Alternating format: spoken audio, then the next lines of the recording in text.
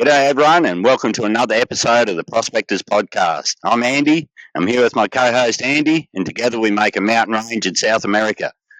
We also make podcasts. So, yes, with all those A's. Yeah, all those A's. So, how you been, mate? What have you been up to? Yeah, pretty good, mate. Been pretty busy. Let's just give the folks an idea of what we're doing for this podcast. Hopefully, first of all, my echoey garage isn't too bad, but we'll do a quick rundown of what we've been up to. We've got a Nugget drop shout out. I'm going to talk about names the old timers used and how they can help you find gold in the goldfields anywhere in Australia.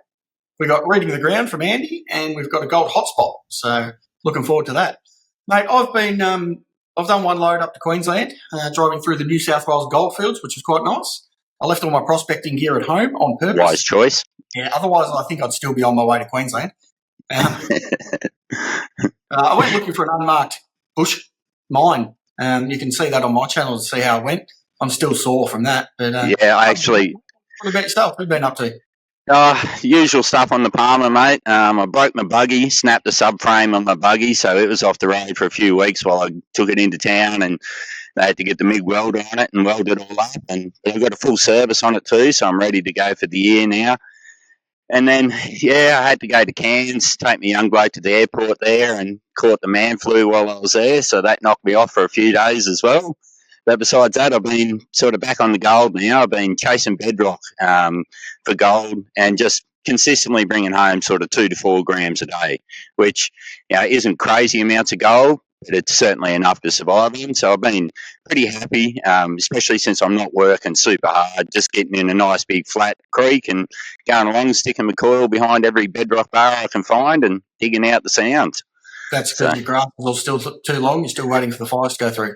Well, you can see behind me right now the sky's smoky. They actually flew the helicopter around today, and they shoot the balls out of the helicopter.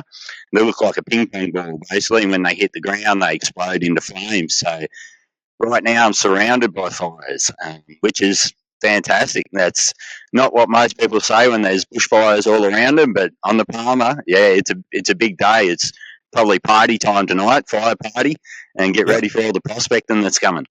Beautiful. Sounds good. All right, mate. Yeah. Well, we're going to switch up the order this week, so I'm going to jump straight into Nugget Drop, nice and early on in the podcast. So this week's Nugget Drop is the intro. This week's Nugget Drop goes to Hill End Gold Hunters on YouTube. So Joe, Jarrett, and Josh, they've got a great channel. They're based in Hill End in New South Wales. It is definitely worth checking out on YouTube and Facebook. The links are in the description below. To Hill End Gold Hunters, this week's Nugget Drop shout out. So thanks to the boys, and jump over there and show them some love. It's always good, mate, when we get these people that are doing gold fields that most of us don't hear about or know about. If anyone's visiting those sort of areas, then they're the sort of channels you chase. So, good on the fellas. Well done. Yeah, it is. It's great. They're a great bunch of guys too, apparently. So Matt was up there recently with a couple of other guys having a prospect with them. So check that video out as well. But speaking of Matt, of course, Matt's Crevice Tools. Don't forget Matt's Crevice Tools, doing some amazing things. He's got some new products coming out as well, so keep your eyes peeled for them. mattscrevicetools.com.au. Excellent. I've actually got a parcel waiting at the roadhouse from Matt for me, so I've got a pick and a new crevicing tool for picking out the nuggets behind my bedrock bars and stuff. He watched my YouTube video of me using that hacksaw blade, of course, and he said, I'll build you one. So I'm really keen to see what Matt's come up with. Bet you get down that roadhouse, mate. Yeah, mate, I better get in there one day soon. Oh, good. All right, now, next of all. So I didn't know really what to call this, whether it was, research or reading the ground or what. So what it is the names of places and gullies and creeks, etc., in the gold rush that were often, quite descriptive and universal across different goldfields. This can work in your advantage when exploring new fields, either in your state or interstate. A gully only was named because there was something worth naming it for. It needed to be remembered or found by name. This is a good place to start when looking for a new area. There were names used, that I think most goldfields have got, like Long Gully and, Nuggety Gully, Swiper's Gully, Eureka, all of those, they're right across the country. Interpreting those names is also something that can help you find gold, like Starvation Creek. we all know of a Starvation Creek, but was it named because you'd starve trying to get gold there? Or was it because if you were starving, you would find enough gold there to get a feed? Names like Pennyweight Creek, fairly unassuming, but this translates to a pennyweight of gold per dish. Like, yes, please. Or Hard Up Creek. Doesn't necessarily mean you'll be hard up to find gold. It might be the terrain, such as a steep creek, and it's hard to get to. Or if you're struggling, you might go to Hard Up to find gold. There are also names of creeks and gullies that are named after, the diggers that work there. So like German Gully, Frenchman's Gully, or even Chinaman's Creek. The Chinese had a reputation for being extremely thorough. So, I sort of leave those behind, where the European diggers were more known for being lazy and only taking the easy gold, in the goldfields. So these sort of names that are universal across multiple goldfields can really help you identify where to start, in a new goldfield. I'm sure you've got some of those names up there, mate. Yeah, mate, we have.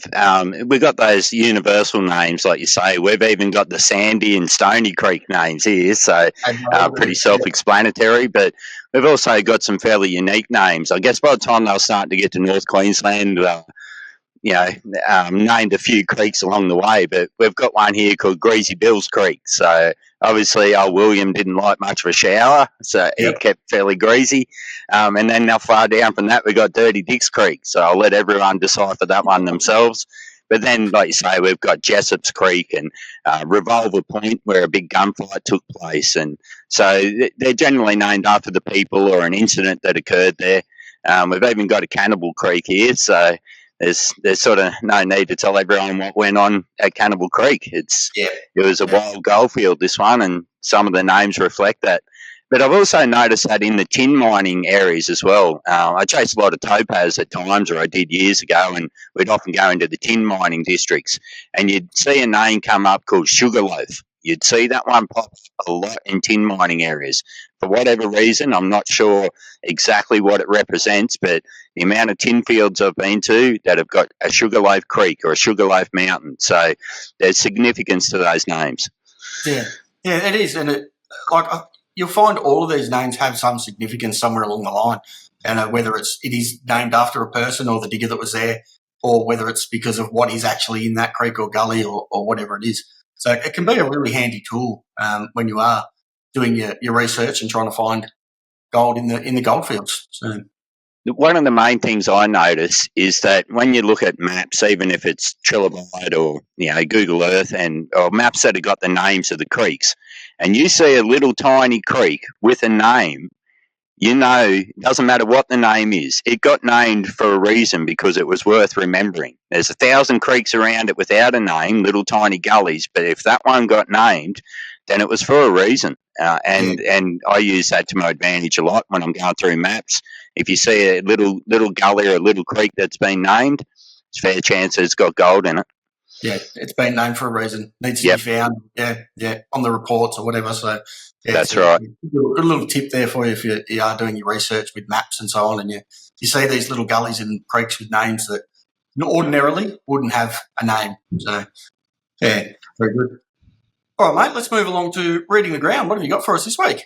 All right, so reading the ground this week, we're sort of going to talk about settle zones. As we know, gold comes in patches and runs a lot. And as I said earlier, I've been working bedrock in creeks. And one thing I notice is that it comes in runs. You'll get an area of creek that might only be 5 or 10 metres long that's got a heap of gold in it. And then you'll have a 200 or 300 metre section that's basically devoid of gold. And then you'll hit another little sweet spot on it, just one rock bar or a bunch of clay and gravel that's full of gold again. So, I mean, anyone that's been in the game for a fair while knows that gold comes in patches. It accumulates in certain areas. Now, it's the hydraulics of water, of course, that generally does this. But these are the zones. So even if you're panning in a creek, you need to find the settle zone before you find a good bedrock crack. If that makes sense, I guess. It's just something I've noticed over years of chasing, gold in creeks, that you need to take into account of the bigger picture. You need to try and look at that creek and and work out what's happening during that 100-year flood when it's just absolutely tearing down there, when there's a lot of gravel getting moved and a lot of gravel getting deposited as well. Yeah. So what I find is quite often above a pinch zone. So if you've got an area in the creek where the creek tightens right in, bit of a gorgy zone, or just a real tight area, it's often just before that flat ground, just before that tight zone, can have a lot of gold in it. And that's because the water's bunching up there. It's slowing down before it reaches that pinch point. Sure. And that's where the gold's getting a really good chance to drop out. Yeah. So, and in creeks, it's a bit easier to read. But they're also on the side of hills, as we know as well, on top of hills or in flat ground way away from creeks. If you're in a part of the world that's a lot flatter, a lot more eroded in Western Australia, you get your full patches where it's just a patch of gold in a 10 square metre area, and that's where it all settled. And it's a bit harder to envision what's going on then, because it probably happened when there were still hills there that don't even exist as we see them today. Yep. But you'll get to know them as well. You'll get to see them over time, these flat areas on the side of the hill where you've got a nice consistent gradient for the entirety of the hill, except for one area where it just flattens off for 4 or 5 metres and then goes up again. And that was possibly the old creek bed or whatever, but that's where the gold will like to settle. So, and every area is different too, especially when it comes to hillsides and that sort of thing. So, talk to your locals that have found a lot of gold in those areas and get to know what that ground looks like. One of the greatest tools, I think, when you get to a new goldfield is driving through the goldfield with someone that really knows them and that can say, oh yeah, in 1999, someone found a 20-ounce patch on the side of that hill right there, and they do that in half a dozen locations. Then you can sort of go to all those areas, have a look, try and work out why the gold settled there and what the ground looks like, what the vegetation looks like, all those sort of things, and then replicate it. When you're going down the creek the next day, you see a zone that looks just like where that big patch was found 20 years ago. Go and detect it. It only takes 20 minutes to walk over a bit of ground, of course, or go and sample it if you're chasing with the pan. But getting to know those settle zones where gold likes to pull up is just so important. And it's finding me a lot of gold at the moment, especially working in creeks. Yeah. So I could definitely test to that in the creeks that I'm working, you can walk over the greatest crevice you've ever seen in your life, and then you look at the lay of the land and you just go, this is way too fast when this is in flood. It's got a 4 metre gradient over 10 metres and it's just all exposed. You clean that out just because it's the greatest crack you've ever seen, and you're only going to get a few specks of gold out of there that'll just happen to be caught on that crevice. You're never going to get that bonanza crevice out of those fast flowing sections. You've got to be at either the bottom of that run or, as you say, at the top of that run. And generally, that's not where the bedrock's the best. It's, usually in those gradients that it looks the greatest. So you take the hit on the quality of the crevice because, it'll definitely hold more gold in those slower spots, those dropout zones, those settle zones, as you say. Yeah, that's right, mate. And what I notice here is the gorge country. So we'll have a nice flat area of creek, might just be a nice straight run, and then you'll hit the area where it tightens right in and the side walls get really steep. And they look great because there's bedrock everywhere as far as you can see. Bedrock that's scoured clean, mind you. There's basically not even gravel on it. It's just all been blown out the back end of that. So like I said, my favourite spot is for the pinch point. And as a detector operator, that's simply because that's where I found the most nuggets. Yeah. But like you say, there mightn't be as many visible bedrock bars because a lot of gravels and clays are depositing there. But that's where the gold's depositing too. So, learning the settle zones in your local area, absolutely worth the effort, and it will find you gold if you can track them down. Yeah. No, brilliant. Very good. All righty, mate. So this week I've got a gold hotspot for us. It's a little bit different, this one. It's King Island. Yeah, King Island. So situated in Bass Strait between Tasmania and Victoria. King Island has a history of marked with gold. So the alluvial deposits discovered there in early 1879 at Middleton's Creek and a reef at Specimen Creek in 1881. While initially gold wasn't the primary focus of the island, mining history was later dominated by the discovery of the world's largest shallite deposit in 1904. But reports of gold were kept a secret for some time due to fear of rush to a small, ill-equipped island colony. One report states that a lode was discovered at Middleton Creek that tested almost 2 ounces to the tonne, which makes it pale. But with the lure of the Victorian and Tasmanian goldfields being so rich, King Island never saw a rush for its gold. In 1904, as I've mentioned, the discovery of the world's largest shallite deposit, the focus of mining quickly turned to shallite. King Island was never a gold rush location, but it just goes to show how far and wide the gold can be found in this country. So Yeah, I don't that's have numbers or anything for this one because it's such a tiny little one, but I thought it was cool just being a little island with a bit of gold on it. and that's just great bit of history. But also you mentioned Specimen Gully, so straight away, like you say, those names are playing into it. And if you're into crushing gold, it's probably not a bad place to go and collect a bucket full of material, I'd say. That's right, yeah. Yeah. It's been quite a few cool minerals and gems found on King Island. It's got quite a geology history to it. It's a makeup of quite a few different overlays, so it's quite interesting. So very cool indeed. Yeah, mate. Yeah. Yeah. I've got a neighbour that looks like he's coming in, so I'll wave him off soon. But yeah, it's the same up here. Even some of the islands off the Queensland coast have got a little bit of gold on them too once you start doing research. So, it's pretty amazing that it's spotted all through the east coast, right from the bottom of Tassie to the tip of the Cape. Yeah, So definitely. Very good indeed. Now, guys, don't forget we've now got a Facebook page. So you can follow the link in the description below. Give it a follow. We'll be putting any announcements and upcoming guests and all of that on that Facebook page. So there is a link in the description below to find that Facebook page. So go and give it a follow and a like. Also, you can find myself on YouTube, another gold prospector, and Andy Lay, Diary of a Prospector on YouTube. Also on Facebook. Those are in the description below as well. So please jump on and follow us there. I've actually pulled my finger out and done a video lately. I've been a bit slack, so it's probably because my prospecting's been a bit rinse and repeat, mate. The same thing day in, day out, and mostly digging junk. So, which I just think's a bit boring to watch on YouTube. So, but no, it's all the subscriptions and everything to our YouTube channels are really appreciated too. So it keeps us making them as well.